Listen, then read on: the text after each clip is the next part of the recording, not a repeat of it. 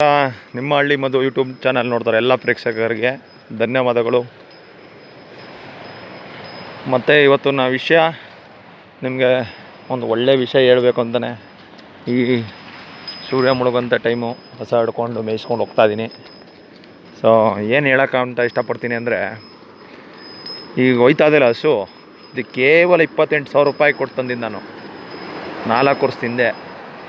ಎಷ್ಟು ಕೊಟ್ಟಿರ್ಬೋದು ಹೇಳಿ ದುಡ್ಡು ನನಗೆ? ಇದು ದುಡ್ಡು ಕೊಡೋದ್ರ ಜೊತೆಗೆ ನನ್ನ ಮಕ್ಳಿಗೆ ಆರೋಗ್ಯನೂ ಕೊಟ್ಟಿದ್ದಾಳೆ, ನಮ್ಮ ತೋಟಗೆ 1 ಎಕರೆ ತೋಟ ಇಳಿಸ್ಕೊಡ್ತಾ ಇದ್ದಾಳೆ.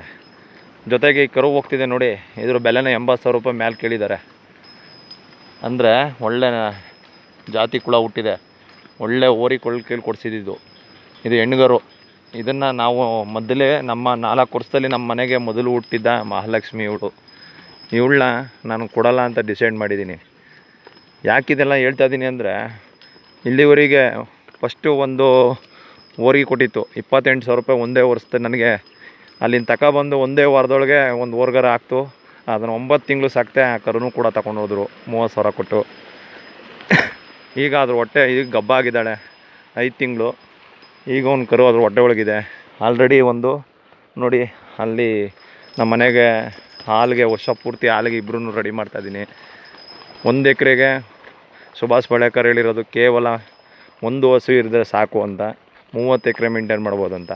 ಬಟ್ ನಾನು 1 ಎಕರೆಯಲ್ಲಿ 1 ಎಕರೆಗೆ 1 ಹಸು ಇಟ್ಕೊಂಡು ಸಂಪೂರ್ಣವಾಗಿ ಇದ್ರದ್ದು ಗಂಧಲ ಸಗಣಿ ಜೀವಾಮೃತ ಬಳಸ್ತಾ ಇವತ್ತು ಹ್ಯಾಪಿ ಆದ ಜೀವನ ನಾನು ನಡೆಸ್ತಾ ಇದ್ದೀನಿ.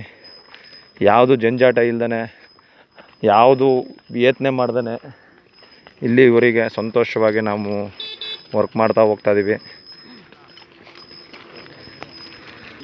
ಎಲ್ರಿಗೂ ಏನು ಹೇಳೋದಂದರೆ, ಎಲ್ಲರೂ ಇದೇ ದಿಟ್ಟಿನಲ್ಲಿ ಯತ್ನೆ ಮಾಡಿ. ದಯವಿಟ್ಟು ಏನೇನೋ ಆಸೆ ಪಡ್ತಾ ಎಲ್ಲೋ ಹೋಗಿ ಆರೋಗ್ಯ ಹಾಳು ಮಾಡಿಕೊಂಡು, ನಮ್ಮದು ಹಾಳು ಮಾಡಿಕೊಂಡು, ಕೊನೆಗೆ ಕಾಯಿಲೆಗಳು ಅಂಟಿಸ್ಕೊಂಡು, ನೀವು ಅಲ್ಲಿಂದ ಬರೋದಕ್ಕೆ ನಿಮ್ಮ ಅಪ್ಪ ಅಮ್ಮನೂ ಕಾಯಿಲೆಗೆ ತುತ್ತಾಗಿರ್ತಾರೆ.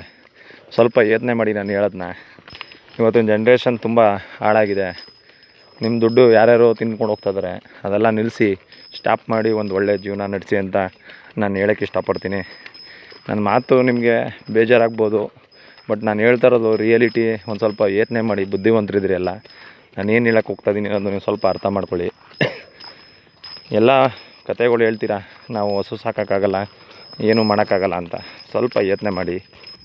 ನಾನು ಹೇಳ್ತಾ ಹೋದರೆ 108 ವಿಷಯಗಳಿದೆ, ಇದಕ್ಕೆ ಕೊನೆಯೇ ಇಲ್ಲ. ನೀವೆಲ್ಲ ಏನೇನೋ ಅನ್ಕೋಬೋದು, ಬಟ್ ಇದು ಸತ್ಯ. ಯಾಕೆ ಹೇಳ್ತೀನಿ ಅಂದರೆ, ಇದ್ರ ಗಂಧ, ಸಗಣಿ, ಹಾಲು, ತುಪ್ಪ ಇದರಲ್ಲೆಲ್ಲ ಅಗಾಢವಾದ ಮನುಷ್ಯನಿಗೆ ಬೇಕಾದ ಮತ್ತು ಭೂಮಿಗೆ ಬೇಕಾದ ಅಪಾರವಾದ ಶಕ್ತಿ ಅಡಗಿದೆ. ಅದನ್ನು ನೀವು ಎಲ್ಲಿ ಬೇಕಾದರೂ ಹೋಗಿ ಪ್ರೂವ್ ಮಾಡ್ಬೋದು. ಯಾವುದೇ ಸೈಂಟಿಸ್ಟ್ಗಳ ಹತ್ರ ಬೇಕಾದರೂ ನೀವು ಅದ್ಭುತವಾಗಿ ಪ್ರೂವ್ ಮಾಡ್ಕೋಬೋದು. ಇದರಲ್ಲಿ ಸತ್ಯ ಇದೆ ನಾನು ಹೇಳ್ತಾ ಇರೋದ್ರಲ್ಲಿ. ನೀವು ಅದು ಬಿಟ್ಟು ಬೇರೆ ಏನನ್ನೂ ಕೂಡ ಯತ್ನೆ ಮಾಡೋಕ್ಕೆ ಹೋಗಬೇಡಿ. ಯತ್ನೆ ಮಾಡಿದ್ರೆ ನೀವು ಸ್ವಲ್ಪ ಹಿಂದೆ ಜನ್ರೇಷನ್ಗೆ ಹೋಗ್ಬೇಕಾಗುತ್ತೆ. ಅಲ್ಲೆಲ್ಲ ಹೆಂಗೆ ಬದುಕ್ತಿದ್ರು, ಯಾವ ರೀತಿ ಬದುಕ್ತಿದ್ರು. ಈ ಕರ ಹೋಗ್ತಿದ್ದಲ್ಲ ನೋಡಿ, ಇದು ಕೈಲೇ ಇಟ್ಕೊಳಂಗಿಲ್ಲ. ನಾನು ನಿಮ್ಮ ಹಳ್ಳಿ ಮಧು ಯೂಟ್ಯೂಬ್ ಚಾನಲಲ್ಲಿ ಹಾಕಿದ್ದೀನಿ ನೋಡಿ. ಅದು ನನ್ನ ಅಷ್ಟು ನಂಬಿದೆ, ಆದರೂ ಭಾವನೆ ಅಷ್ಟಿದೆ ಚೆನ್ನಾಗಿ.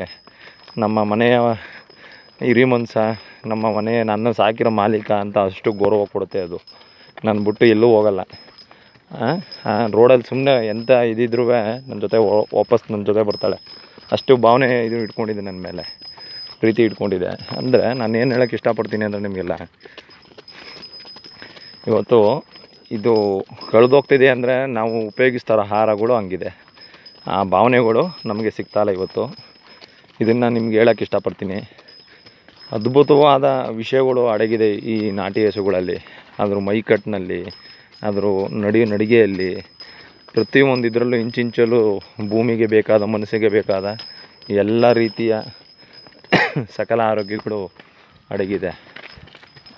ನನ್ನೇ ತೊಂದರೆ ಕೊಡ್ತಾಳೆ, ನನ್ನ ಪಕ್ಕನೇ ಬರ್ತಾಳೆ ಅವರಮ್ಮ ಇದ್ರೂ. ಅವಳಿಗೆ ಹಾಲು ಕುಡಿಬೇಕು, ಅವಳು ನಿಂತ್ಕೋತಾಳೆ, ಸ್ವಲ್ಪ ಟೇಸ್ಟೇ ಮಾಡ್ತಾಳೆ. ಹಿಂಗೆ ಗಬ್ಬ ಆಗಿದೆ, ಇನ್ನೇನು ಹಾಲು ಬಿಡಿಸ್ಬೇಕು, ಆದರೂ ಬಿಡ್ತಾಯಿಲ್ಲ. ನಾನು ಅದಕ್ಕೇನು ಡಿಸ್ಟರ್ಬ್ ಮಾಡ್ತಾಯಿಲ್ಲ ಅವಳನ್ನ. ಅವಳು ಅವರಮ್ಮನೇ ಒದಿತಾಳೆ. ನಾನೇನು ಹಿಡ್ದು ಕಟ್ಟಾಕೋದು ಅವಳನ್ನ, ಹೀಗೆಲ್ಲ ಮಾಡಬಾರ್ದು ಅಂದ್ಬಿಟ್ಟು ಅದು ನ್ಯಾಚುರಲ್ಲಾಗಿ ಅದೇ ಅವಾಯ್ಡ್ ಮಾಡುತ್ತೆ ಅದನ್ನು. ಸೊ ಅದಕ್ಕೋಸ್ಕರ ಹಂಗೆ ಬಿಡ್ತಿದ್ದೀನಿ. ತುಂಬ ಭಾವನಾತ್ಮಕ ಜೀವಿಗಳು ಇವೆಲ್ಲ. ಇವನ್ನ ಇದ್ದರೆ ಮನ್ಸನ್ಕು ನಾವು ಒಂದು ವರ್ಗ ದುಡ್ಡು ಮಾಡೋಕ್ಕಾಯ್ಕಿಲ್ಲ ಇವೇನಾದ್ರೆ ಬದುಕ್ಬಿಟ್ರೆ.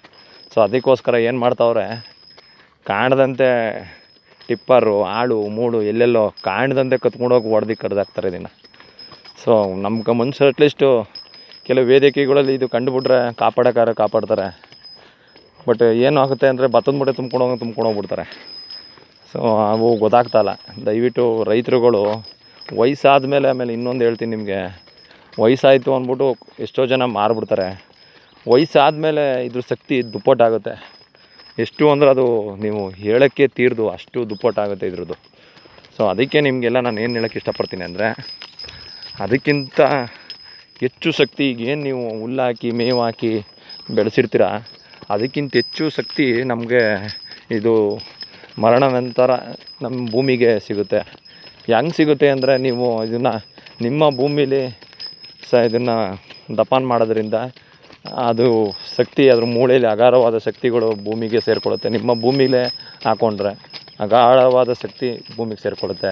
ಇಲ್ಲಾಂದರೆ ನಮ್ಮ ಕಾಡಸಿದ್ದೇಶ್ವರದ ಸ್ವಾಮಿಗಳು ಹೇಳಿದ್ದಾರೆ, ಒಂದು ತೊಟ್ಟಿ ಥರ ಮಾಡಿ ಹಸುನ ಅದ್ರ ಒಳಗಡೆ ಹಾಕಿ ಅದು ಗಾಳಿ ಆಡ್ದಂಗೆ ಒಂದು ಸ್ವಲ್ಪ ಅದು ಎಕ್ಸ್ಪೋಸ್ ಆಗ್ದಂಗೆ ಸ್ವಲ್ಪ ದೂರದಲ್ಲಿ ಇದು ಮಾಡಿದ್ರೆ ಅದ್ರ ಲಿಕ್ವಿಡ್ ಬರುತ್ತೆ ಕರಗಿ ಕೊನೆ ಸ್ವಲ್ಪ ದಿನ ಆದಮೇಲೆ, ತಿಂಗಳುಗಟ್ಟಲೆ ಆದಮೇಲೆ ಆ ಲಿಕ್ವಿಡನ್ನು ನಮ್ಮ ಭೂಮಿಗೆ ಫ್ರೈ ರೂಪದಲ್ಲೋ ಬೆಳೆಗಳಿಗೆ ಕೊಟ್ಟಿದ್ದೇ ಆದರೆ ಉತ್ಕೃಷ್ಟವಾದ ಒಂದು ಶಕ್ತಿ ಅಡಗಿದೆ ಇದರಲ್ಲಿ. ಅದನ್ನು ಕಾಡಸಿದ್ದೇಶ್ವರ ಸ್ವಾಮಿಗಳು ತುಂಬ ಚೆನ್ನಾಗಿ ಹೇಳಿದ್ದಾರೆ. ಆ ದಿಟ್ಟಿನಲ್ಲಿ ನೀವು ಯೋಚನೆ ಮಾಡಿ. ದಯವಿಟ್ಟು ಯಾರು ವಯಸ್ಸಾಯಿತು ಅಂತ ಮಾರಕ್ಕೆ ಹೋಗಬೇಡಿ. ಕಸಾಯಿಖಾನೆಗೆ ಹಾಕ್ಬಿಡ್ತಾರೆ. ಅದು ಪಾಪ ನಿಮ್ಮ ಇಡೀ ಜೀವನ ಸಾಕಿರ್ತದೆ. ವಯಸ್ಸಾದ್ಮೇಲೆ ಅದನ್ನು ಮಾರಕ್ಬಿಟ್ರೆ ಅದಕ್ಕೆ ಎಷ್ಟು ನೋವಾಗಿರ್ತದೆ, ಅದು ಇಮೇಜ್ ಮಾಡ್ಕೊಳ್ಳಿ ನೀವು ದಯವಿಟ್ಟು. ಇನ್ನೂ ಹಲವಾರು ವಿಷಯಗಳಿದೆ. ಅದು ನೀವು ಒಂದು ದಿನ ಅಲ್ಲ ಸಾಕಾಗಲ್ಲ. ನೀವು ಇದ್ರ ಜೊತೆ ಚರ್ಚೆಗೆ ನಿಂತ್ಕೊಂಡ್ರೆ ಇದನ್ನು ನಿಲ್ಲಿಸ್ಬಿಟ್ಟು ಇದ್ರ ವಿಷಯಗಳು ಹೇಳಕ್ಕೆ ಹೋದ್ರೆ ಒಂದು ದಿನ ಆದರೂ ಸಾಲಲ್ಲ. ಅಷ್ಟು ವಿಷಯಗಳು ಇದರಲ್ಲಿ ಅಡಗಿದೆ. ಎಲ್ಲ ಏನಾಗ್ಬಿಟ್ಟಿದೆ ಅಂದರೆ ಮರಿ ಮ್ಯಾಚ್ಬಿಟ್ಟಿದ್ದಾರೆ ಇವತ್ತು. ಮನ್ಸನ್ನು ಯೋಚನೆ ಮಾಡೋಕ್ಕೂ ಫ್ರೀ ಆಗಿರಬಾರ್ದು ಅವನು ಮನೆಯಲ್ಲಿ. ಆ ರೀತಿ ಮಾನವನ ತಲೆ ಕೆಡಿಸ್ಬಿಟ್ಟಿದ್ದಾರೆ. ಪಾಪ ಅವನು ವರ್ಷ ಎಲ್ಲ ಯೋಚನೆ ಮಾಡಬೇಕು. ವರ್ಷ ಆಯ್ತು ಅಂದರೆ ಫೀಸ್ ಕಟ್ಟೋದು ಯೋಚನೆ ಮಾಡಬೇಕು, ಎಜುಕೇಷನ್ ಮಕ್ಳಿಗೆ ಫೀಸ್ ಕಟ್ಟೋದು ಯೋಚನೆ ಮಾಡಬೇಕು, ಆರೋಗ್ಯದ ಬಗ್ಗೆ ಯೋಚನೆ ಮಾಡಬೇಕು. ಅದು ಇದು ಅಂದ್ಬಿಟ್ಟು ಅವನ್ನ ಕಟ್ಟಾಕ್ಬಿಟ್ಟಿದ್ದಾರೆ ಇವತ್ತು. ಯೋಚನೆ ಮಾಡೋಕ್ಕೂ ಫ್ರೀ ಇಲ್ಲ ಅವನಿಗೆ. ಅಷ್ಟು ಪರಿಸ್ಥಿತಿ ಹಾಳಾಗಿದೆ ಇವತ್ತು. ದಯವಿಟ್ಟು ರೈತರುಗಳು ಹೆಚ್ಚು ನಮ್ಮ ನಾಟಿ ಹಸುಗಳ ಸಾಕೋದ್ರಲ್ಲೇ ಆಗ್ಬೋದು. ಅದ್ರ ವಿಷಯಗಳನ್ನ ತಿಳ್ಕೊಳ್ಳೋಕ್ಕೆ ನೀವು ಇವತ್ತು ಮಾಡಲಿಲ್ಲ ಅಂದರೆ ಮುಂದಿನ ನಿಮ್ಮ ಮಕ್ಕಳುಗಳು ಮಾಡಲ್ಲ. ನೀವು ತೋರಿಸ್ಕೊಡ್ಬೇಕು ಜಗತ್ತಿಗೆ ಅಂದರೆ ಫಸ್ಟು ನೀವು ನಾಟಿ ಹಸುಗಳು ನಿಮ್ಮ ಮನೆಗೆ ಅಟ್ಲೀಸ್ಟ್ ಮನೆಗೆ ಒಂದಾದರೂ ಇದ್ದರೆ ಅದರದ್ದು ಶಕ್ತಿ ನಿಮಗೆ ಗೊತ್ತಾಗುತ್ತೆ. ಅದ್ರ ಆ ವೈಖರಿಗಳು ನಿಮ್ಮ ಮನೆಗೆ ಅದರ ಪ್ರಾಮುಖ್ಯತೆ ಏನು ಅನ್ನೋದು ನಿಮ್ಗೆ ಗೊತ್ತಾಗುತ್ತೆ. ಅದರ ಸಗಣಿಗೆಲ್ಲ ಭೂಮಿಗೆ ಬಿದ್ದಾಗಲೇ ಏನಾಗುತ್ತೆ ಅನ್ನೋದು ಗೊತ್ತಾಗುತ್ತೆ. ಅದ್ರ ಬಗ್ಗೆ ಯೋಚನೆ ಮಾಡಿ ಅಂತ ನಾನು 2 ಮಾತು ಮುಗಿಸ್ತೀನಿ. ಇನ್ನೂ ಹಲವಾರು ವಿಷಯಗಳನ್ನ ನಿಮ್ಮ ಹತ್ರ ಶೇರ್ ಮಾಡ್ತಾ ಹೋಗ್ತೀನಿ. ದಯವಿಟ್ಟು ಎಲ್ಲರೂ ನಿಮ್ಮ ಹಳ್ಳಿ ಮದ್ದು ಯೂಟ್ಯೂಬ್ ಚಾನಲ್ನ ಸಬ್ಸ್ಕ್ರೈಬ್ ಮಾಡ್ಕೊಳ್ಳಿ ಅಂತ ಹೇಳ್ತಾ ನಾನು 2 ಮಾತು ಮುಗಿಸ್ತೀನಿ. ಧನ್ಯವಾದಗಳು.